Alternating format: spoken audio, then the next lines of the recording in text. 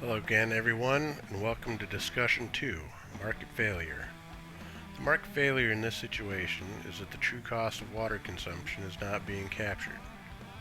As a result, farmers are overproducing water-intensive crops without considering the negative externalities experienced by the other residents in Porterville when their wells run dry. When resources are scarce, it creates an urgency in some to allocate as much of that resource as possible to reap its maximum benefits. In the area around Porterville, farmers are planting pistachios, which require significantly more water than other crops, but they also generate significantly more income per acre than other crops as well. And in this instance, the scarcity of water is a direct cause of the high price that pistachios can fetch. Droughts make such crops harder to grow and therefore rarer, which makes them more valuable. Therefore, farmers plant more crops and overallocate the water supply by drilling deeper and deeper wells, putting the water out of reach for other residents of Porterville.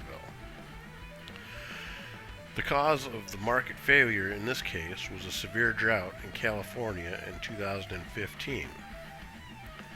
It is difficult to allocate water in a market system because the choices made by individuals and organizations often do not consider or internalize the social cost of their decisions. In this case, the ever-increasing demand for water by farmers has put that same resource out of reach for others, which is an example of a negative externality. Such situations are referred to as the tragedy of the commons. Property rights can play a role in how such resources are allocated.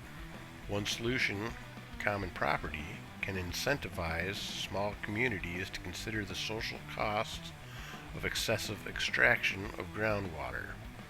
However, this is generally only effective when communities involved are relatively small and factors such as cost and production objectives are similar.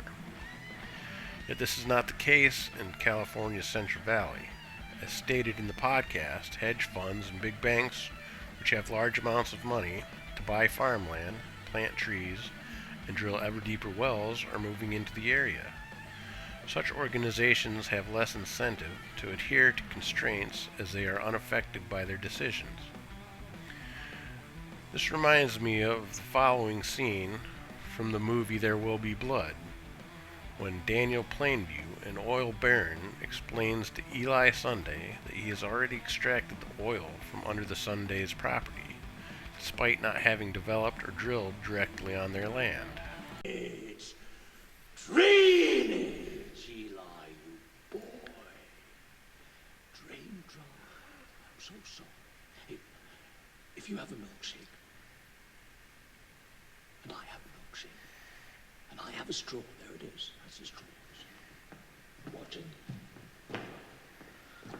My straw reaches across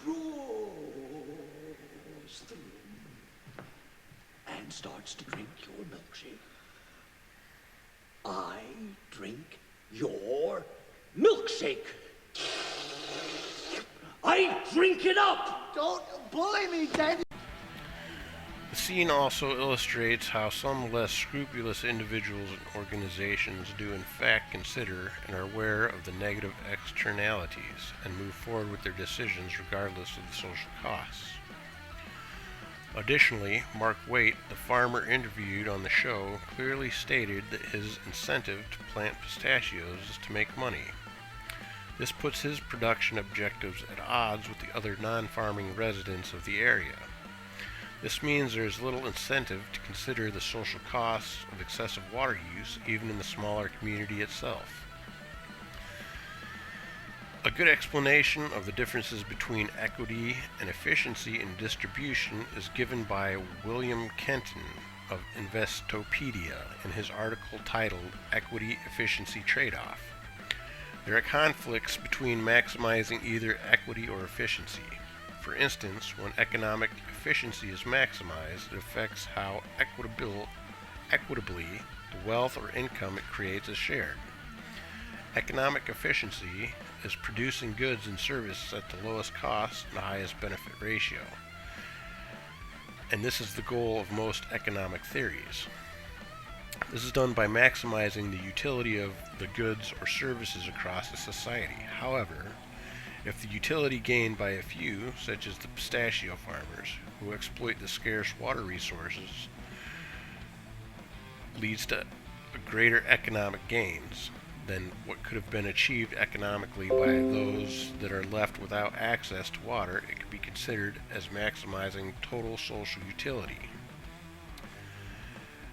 Equitable distribution, on the other hand, would be if policymakers in California decided it would be better for the society in and around Porterville if the water was distributed in a way that ensured everyone had equal access. This would improve the well-being of individual residents, but would reduce the economic gains of the farmers. Finally, a common resource that I share with other people, like in the podcast, is water. However, unlike in California, there does not tend to be much concern about its abundance. This is largely due to the amount of rainfall in the Pacific Northwest. Yet what most people do not realize is that our water supply comes largely in the form of runoff in the Elwha River from the Olympic Mountains. In fact, in 2015, the same year that California experienced the drought, as discussed on the podcast, Port Angeles also experienced a drought that resulted in 4 months of water restrictions and led to the city considering alternative water sources should the Elwha River run low again. As such, it depends on from year to year on the conditions, whether our local water source is being overconsumed, and in years of drought, local restrictions tend to prevent overconsumption. Thank you for watching, and I look forward to seeing everyone else's posts. Have a good night.